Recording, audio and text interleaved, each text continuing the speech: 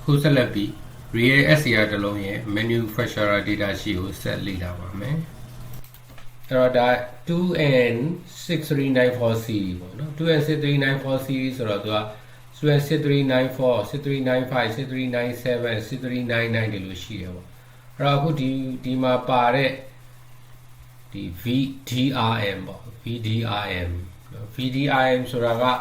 အခုကလေ့လာခဲ့တဲ့ဘာနဲ့တူတော့ဆိုရင် forward break over voltage နဲ့တူပါတယ်နောက်တစ်ခုက VRRM ကကြတော့ reverse break over voltage နဲ့တူပါတယ် SCR ရဲ့ကိုယ်ပိုင်နံပါတ်မတူတဲ့အပေါ်မှာသူတို့ရဲ့ခန္ဓာကြီး voltage တွေကကွဲသွားမယ်အဲ့တော့ SCR တစ်လုံးအတွက် VDRM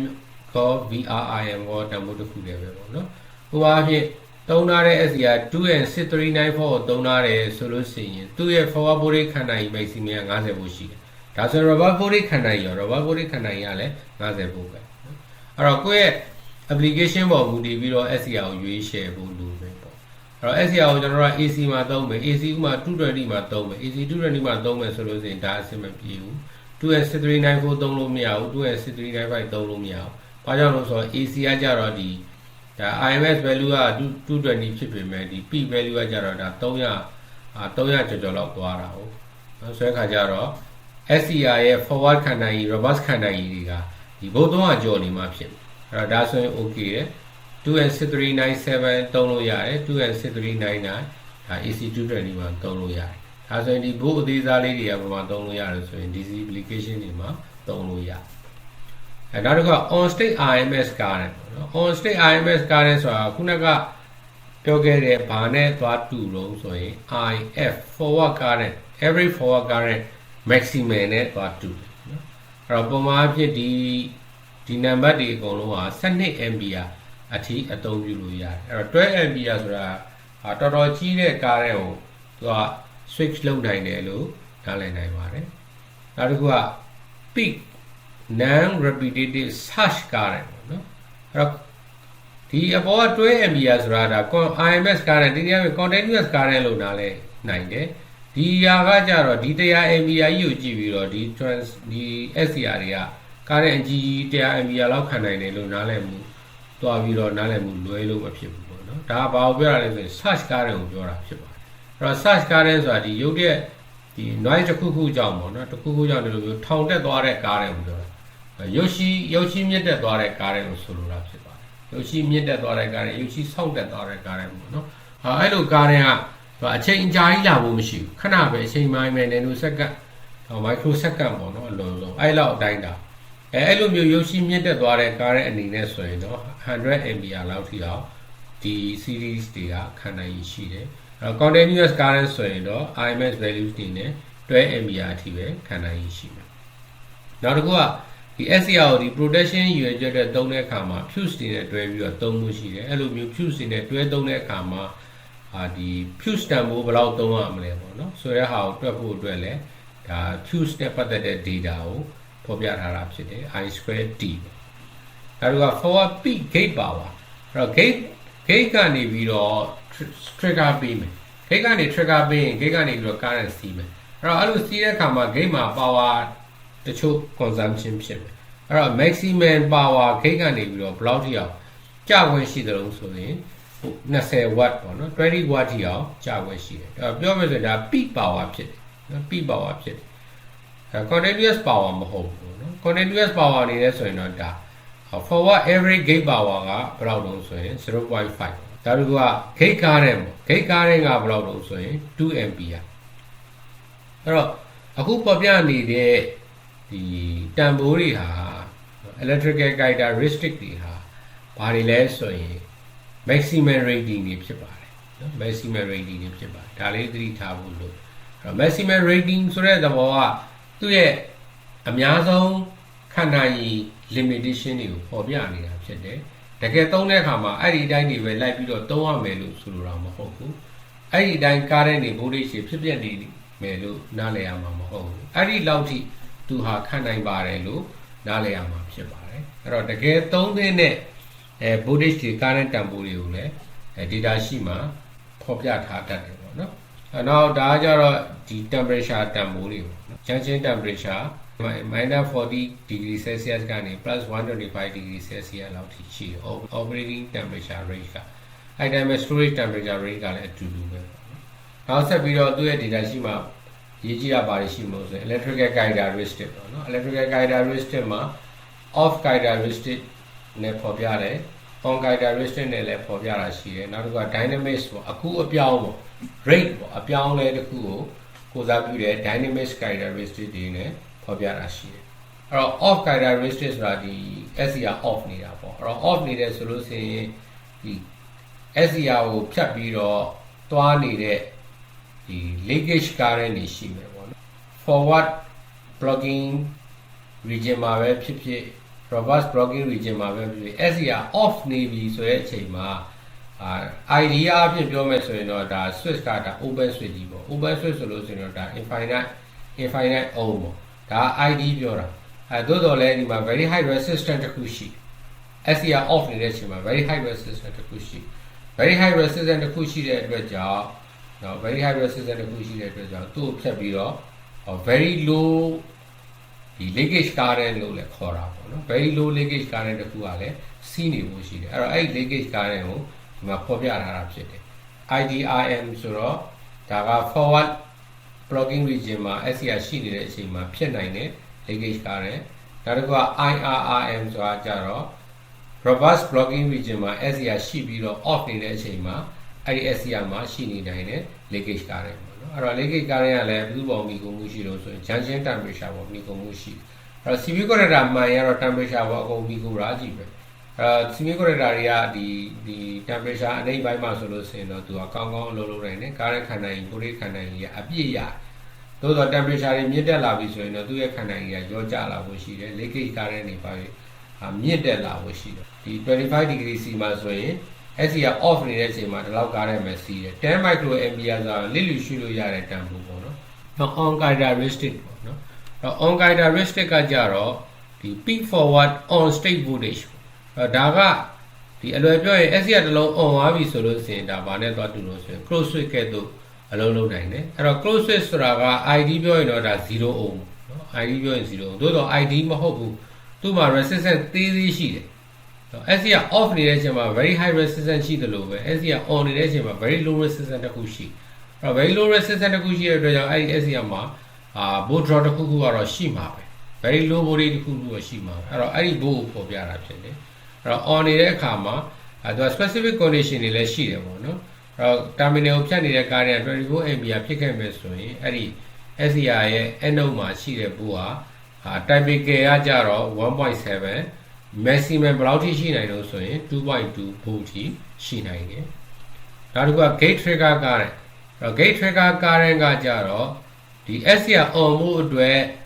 ဘယ်လောက်ကနေစသုံးနိုင်လဲဆိုရင်5 mA ကနေစသုံးတယ်5 mA ဆိုတာ LED တစ်လုံးလင်းတာမန် LED တစ်လုံးလင်းဖို့အတွက်လိုအပ်တဲ့ current ရဲ့တစ်ဝက်လောက်ပဲရှိတယ်ပေါ့နော်တော်တော်လေးငယ်တဲ့ current အဲ့လောက်ကနေပြီးတော့30 mA လောက်ထိအောင်သုံးနိုင်တယ်အဲ့တော့တော်တော်ငယ်တဲ့ current လေးပေးသွင်းရုံနဲ့ SCR on နေနိုင်တယ်လို့နားလည်ရမယ်ဒါတော့ gate trigger ဘိုးတွေဒါကဘိုးတွေရှုတော့မပြောတာဒါဘိုးအနေနဲ့ဆိုရင် gate ကို 0.7 လောက်ကနေစပြီးတော့အလုံးလုံးအောင်ခိုင်းနိုင်တယ်သူက 1.5 volt လောက်ထိပေးလို့ရတယ်ပေါ့နော်နောက်တော့ gate non trigger ဘိုးတွေဒီ trigger gate ကိုဘိုးတော့ရောက်နေတယ်ဘိုးတော့ရောက်နေသို့တော့ trigger မဟုတ်တဲ့ဘိုး level อ่ะဘိုး level ကိုပေါ်ပြတာပေါ့နော်အဲ့ဒါဘယ်လောက်လို့ဆိုရင် 0.2နောက်တစ်ခုကျတော့ဘာလို့ဆိုရင် holding current ပေါ့နော် holding current ကကြတော့ရှင်းမသိခဲ့သလိုပဲ SCR on နဲ့အခြေအနေကနေပြီးတော့ off တဲ့အခြေအနေ forward conduction region ကနေပြီးတော့ forward blocking region ကိုရောက်ဖို့အတွက်လိုအပ်တဲ့ critical current တစ်ခုပေါ့နော်ဒါ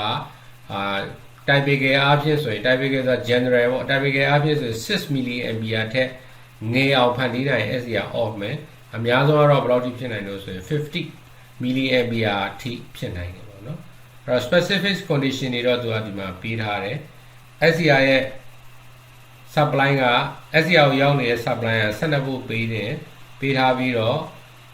စီးနေတဲ့ကားတွေက200 milliampere ရှိပြီးတော့ gate ကို open လုပ်ထားတဲ့အချိန်မှာလူဖြစ်ပေါ်မဲ့ holding current ပေါ့နော်အဲနောက်တစ်ခုကဘာလို့ဆိုရင် turn on turn off ပေါ့နော် တော့ turn on time ဆိုတာတော့ဒါ transition time ကိုဆိုလိုတာပေါ့နော် transition ဆိုတာအကူးပြောင်းကိုပြောတာဘယ်ကနေဘယ်အကူးပြောင်းလဲဆို forward blocking region ကနေပြီးတော့ forward conduction region ကိုပြောင်းဖို့အတွက်တကယ်တော့အချိန်တစ်ခုတော့ယူမှာပဲလေ transition time တစ်ခုကတော့ယူမှာပဲအဲ့တော့ SCR ရဲ့ gate ကို trigger pass ရတယ်ရတဲ့အခါမှာ SCR on သွားတယ်ဟုတ်ပြီ on တဲ့အခါမှာforward blocking region ကနေပြီးတော့ forward conducting region ကိုတမဟုတ်ချင်းရောက်သွားတယ်ပဲပြော့အချိန်တစ်ခုကတော့ကြာမယ်အဲ့ကြာတဲ့အချိန်ကိုခေါ်ပြတာဖြစ်တယ်အဲ့တော့ on time ကဘယ်လောက်တုန်းဆိုရင်1 microsecond ပုံမှန်အဖြစ်ဘယ်လောက်ထိများနိုင်တော့ဆိုရင်2 microsecond လောက်ထိများတယ်အဲ့တော့အင်မတန်မြန်တဲ့နှုန်းနဲ့တော့ on သွားတယ်လို့နားလည်အောင်ပေါ့ microsecond ဆိုတာ10 power minus 6ဖြစ်တယ်နောက်တစ်ခုက off time ပေါ့နော်အဲ့တော့ off time ကကြတော့ဒီ anode current က0ဖြစ်သွားပြီအဲ့တော့ anode current 0ဖြစ်သွားတာနဲ့အဲ့ဒီ SCR ကြီးကချက်ချင်း forward blocking region တွေကိုရောက်သွားတာမဟုတ်ဘူးအဲ့တော့ anode current 0ဖြစ်ပြီးတဲ့နောက်အဲ့ဒီ SCR ဟာ forward blocking region တွေကိုပြန်ပြီးတော့ရောက်ဖို့အတွက်ကြာချိန်အဲ့ဒါကို turn off time လို့ခေါ်ပါတယ်အဲ့တော့15 microsecond ပေါ့နော်သူကတော့နည်းနည်းပို့ပြီးတော့သူကအချိန်ပိုကြာတယ်လို့ပြောနိုင်တယ်နောက်တစ်ခုက critical rate of rise of voltage exponential ပေါ့နော်အဲ့တော့1 microsecond မှာ voltage changes ကဘယ်လောက်ထိအောင်သွားနိုင်တယ်လဲဆိုတာကိုဖော်ပြတဲ့ data ဖြစ်ပါတယ်ဒါT ပေါ့နော်ဒါက volt လို့ပြောရင်အချိန်တိုင်းတာတစ်ခုအတွင်းမှာ voltage ကဘယ်လောက်ထိအောင်သူကအပြောင်းလဲလုပ်ပေးနိုင်တယ်လဲဆိုတဲ့ dynamic characteristic ဖြစ်ပါတယ်အဲ့တော့ဒါတွေကတော့အရေးကြီးတဲ့ SCR ရဲ့ဒီ data sheet မှာလာတဲ့တည်ထိုက်တဲ့ data တွေဖြစ်ပါတယ်နောက်တခြားဒီ graphical data တွေလည်းရှိသေးတယ်ပေါ့နော်ပြည့်စုံဒီဖို့အတွက်ဆိုရင်တော့သူရဲ့ graphical data တွေပါလေ့လာဖို့လိုမှာဖြစ်ပါတယ်အခုဆက်လက်ပြီးတော့ SCR ရဲ့အခြေခံ operation ကိုပုံနားလည်ဖို့အတွက် simulation တခုကိုစပြီးတော့လေ့လာကြည့်ပါမယ်ဒါ load ပါဒါ supply board ပေါ့နော် supply board နဲ့ load ကိုပေးထားတယ်အဲ့တော့ load နဲ့ ground နဲ့ကြားမှာ switch အဖြစ် SCR ကိုသုံးထားတယ်အဲ့တော့ SCR က on ဖို့အတွက် gate ကနေပြီးတော့ positive board တစ်ခုပေးသွင်းဖို့လိုတယ်အဲ့ဒါကြောင့် limiting resistor တစ်လုံးခံပြီးတော့ဒီမှာ switch တစ်ခုနဲ့ဒီမှာဒီ clock ကိုနှိပ်လိုက်ခြင်းအပြင်ပေါ့နော်ဒီ clock ကိုနှိပ်လိုက်မယ်ဆိုရင်ဒီကိုအပေါင်းဖို့ရောက်မယ်အပေါင်းဖို့ရောက်ဆိုရင် SCR on မယ် SCR on နဲ့ဆိုရင်မီးလင်းမယ်နော်အဲ့တော့ဒါက SCR on တာအဲ့တော့ SCR ကို off ဖို့အတွက်ဆိုလို့ရှိရင်ဒါ anode current ကို interrupt လုပ်တာဒါကြတော့ anode ကိုစီးနေတဲ့ current ကို holding current နဲ့ငြိမ်အောင်လုပ်တာအဲ့လိုနီးလန်းနဲ့ SCR off စေနိုင်မယ်အဲ့တော့ gate ကနေပြီးတော့ on ခိုင်းလို့ရပါမယ် gate ကနေ off ခိုင်းလို့မရကြအောင်လေဒီ simulation မှာလေ့လာကြမယ်အဲ့တော့ run လိုက်ပါပြီအဲ့တော့ run ပြီဆိုလို့ရှိရင်ဒါဒီ gate ကနေပြီးတော့ trigger မပေးရသေးတဲ့အတွက်ကြောင့်ဒီ load ကိုဘုံမရောက်သေးဘူးဒီအပြင် load ကမ on သေးဘူးပေါ့နော် trigger ပေးလိုက်မယ်ဆိုလို့ရှိရင် SCR on သွားမယ် on သွားတဲ့အတွက်ကြောင့် on သွားတယ်ဆိုတာဒီ anode ကground ရောက်သွားတာပေါ့ anode နဲ့တက်သုံးနဲ့ဆက်သွားတယ်လို့အကြမ်းမြင်နားလိုက်နိုင်တယ် anode က ground ရောက်သွားတဲ့အတွက်ကြောင့် load မှာပေးတဲ့ signal ကိုရမယ်ဒါဆိုရင် SCR off ဖို့အတွက် gate ကနေပြီးတော့ပြန်လုပ်လို့မရအခုဒါဆိုရင် gate ကို ground position ချ ground position ပေးတာသို့တော့ SCR ပြန်ပြီးတော့မ off နိုင်ဒါဆိုရင် off ဖို့အတွက်ဆိုရင်စီးနေတဲ့ဒီ anode ကားတဲ့လမ်းကြောင်းကြီးကိုဖြတ်တောက်လိုက်ရနော်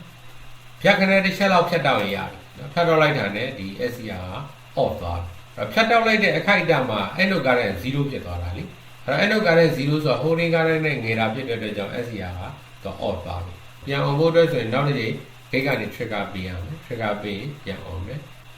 anode ကားတဲ့ interrupt လုပ်လိုက်ရင် off သွားမယ် trigger ပေးရင် on မယ် interrupt လုပ်လိုက်ရင် off သွားမယ်အဲ့တော့ trigger ပေးပြီးတော့ on ဒီတခါကျရင် anode ကားတဲ့ကိုဒီ holding ကားတဲ့ငယ်အောင် anode ကို ground နဲ့တစ်ချက်ထိလိုက်တာနော်အဲ့လိုထိလိုက်တဲ့အခိုက်အတန့်မှာ anode ထဲကိုဒီကလာတဲ့ကားတွေကဒါ SCR ဆိုတာ on တဲ့အခါမှာ on resistance block ပဲlow ဖြစ်ပါတယ်ပြောဒီဘက်က switch ကကြတော့ဒါ low က0အတိအကျလေအဲ့အတွက်ကြောင့်မို့လို့ကားတွေက short လမ်းကြောင်းနေခဏပတ်သွားမယ်အဲ့ဒီပတ်သွားတဲ့အချိန် bypass ဖြစ်သွားတာပေါ့နော်အဲ့တော့ကားတွေကခလုတ်ကနေပြီးတော့ bypass ဖြစ်သွားတယ်အဲ့ဒီ bypass ဖြစ်သွားတဲ့အခိုက်အတန့်မှာ SCR ထဲမှာစီးတဲ့ကားတွေက holding ကားနဲ့ငယ်တဲ့ရှင်တွေဖြစ်သွားတဲ့အတွက်ကြောင့် SCR off သွားတယ်အဲ့တော့ on မယ်နောက်တစ်ခါ off အဲ့တော့ voltage တွေအနေနဲ့ဆိုရင်လည်းနားလည်ဖို့လိုမယ်ပေါ့နော် အဲ့တော့ SCR off နေတဲ့အချိန်မှာဒီ supply ဘိုးကဘယ်မှာရှိနေမို့ဆိုရင်ဒီ device မှာရှိမယ် SCR မှာရှိ SCR မှာကြာ online ပြီဆိုရင်တော့ဘိုးတွေအကုန်လုံးကပဲရောက်သွားမို့ဆိုရင်လုတ်ကိုရောက်သွားမယ်ဒီမှာမရှိတော့ဥစ္စာဘာကြောင့်မရှိလဲသူက on သွားတာလေ on သွားရဲဆိုတာ anode နဲ့ cathode နဲ့ဆက်သွားတယ်လို့ကအလွယ်နားလည်နိုင်တာပေါ့ဟုတ်ပြီအဲ့ဘိုးတွေကိုတိုင်းကြည့်နိုင်တယ်တိုင်းကြည့်လို့ရတယ် multimeter နဲ့တိုင်းကြည့်မယ်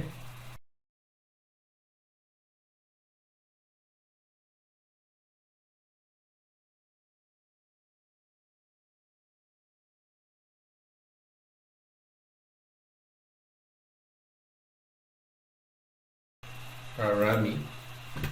အဲ့တော့လောလောဆယ်ဒီမှာ 11.9 ပေါ့နော် 11.9 ဆိုတာနေရာလေးကျွဲပေါ့အဲ့တော့ဒီမှာ leakage ကားတဲ့ပေါ့ခုနပြောသလို data sheet မှာလည်းဖော်ပြခဲ့ပြီး SCR က forward blocking region မှာရှိနေတဲ့အချိန်မှာ ID အနေနဲ့ဆိုရင်လုံးဝ open source ပဲသို့သောနည်းငယ်သောကားတွေရှိတယ်အဲ့အတွက်ကြောင့်မို့လို့ဒီလုံးမှာဘို့သေးသေးလေးကြာနေတယ်ပေါ့နေရာလေး0လို့နားလည်နိုင်တယ် SCR online ပြီဆိုရင်ဒီ SCR on သွားပြီဆိုလို့ရှိရင် SCR ပေါ်မှာဘို့ကvery small ပမာဏပေါ့နော် 0.7 ပေါ့နော်ဒါ SCR မှာဘို့ကြာနေတာ 0.7 တော့12ဘို့လေးအကုန်လုံးကလုံးပါပဲရှိတော့ပြန်ပြီးတော့ SCR offline ပဲဟုတ်ပြီအဲ့တော့ SCR off တဲ့နည်းလမ်းနောက်တစ်ခုရှိတယ်အဲ့ဒါကဒီ force commutation နည်းလမ်းပေါ့အဲ့တော့ run ကြည့်မယ်အဲ့တော့ SCR online ပြီအဲ့တော့ SCR online တဲ့အခါမှာဂိတ်ကနေ trigger bus ပေးပြီးတော့ on ခိုင်းလိုက်ပြီ online တဲ့အခါမှာဒီ capacitor C1 ဟာဒီ R2 C1 ဒီ SCR လမ်းကြောင်းအတိုင်းသူကဒီ supply ဘို့ကိုသူက store လုပ်ထားတဲ့ဘို့ကဒီဘက်က minus ဒီဘက်က plus ပေါ့နော် plus အဲ့တော့ဒီဟာကို online ပြီဆိုလို့ရှိရင်ဆက်လိုက်ပြီဆိုလို့ရှိရင်ဒီကနေပြီးတော့ကားတဲ့ဟာသူပြန်ပတ်မယ်အဲ့တော့ main ကားတဲ့ကြီးကအခု on နေတဲ့ကားတဲ့ကနေလို့ဒါ anode ကားတဲ့ပေါ့နော်အဲ့တော့အဲ့ anode ကားတဲ့နဲ့ဒီဘက်ထဲက discharge ကားတဲ့နဲ့သွားပြီးတော့ difference လုပ်လိုက်တဲ့အခိုက်အတန့်မှာanode ကားတဲ့ဟာ cooling ကားတဲ့နဲ့ငယ်သွားမယ်ငယ်သွားတဲ့အခါမှာ SCR off သွားဖို့ရှိတယ်အဲ့တော့ off လို့ရတဲ့နေရာဒီမှာတောင်းဖို့ပေါ့နော်အဲ့တော့ online ပဲ anode ကားတဲ့ကိုခတ်တောက်လိုက်ရင်လည်း off ပဲ on မယ်ဒီ holding ကားတဲ့နဲ့ငယ်အောင်လုပ်လိုက်ရင်လည်း off မယ် on မယ်ဒီလိုမျိုး commutation နည်းလမ်းကိုသုံးပြီးတော့လည်း off မယ်